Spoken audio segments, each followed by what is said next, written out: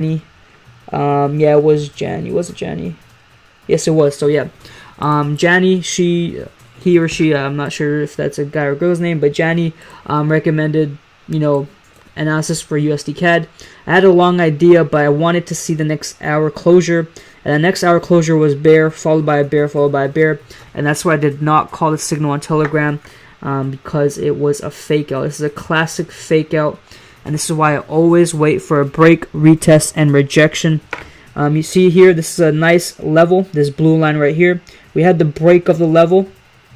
When we came down to retest, we didn't get a rejection to go higher, and this is a fake out, a classic fake out. Do not get faked out, because this is very, very common. A lot of people see a big bullish candle and want to enter immediately, but you have to wait for confirmation, and that's why we did not enter this setup. So the long bias is gone, and if you look, Janny, one of our trade room members, actually went short. So that's when you know how to trade, was when you find these key nuances in trading, like a fake out.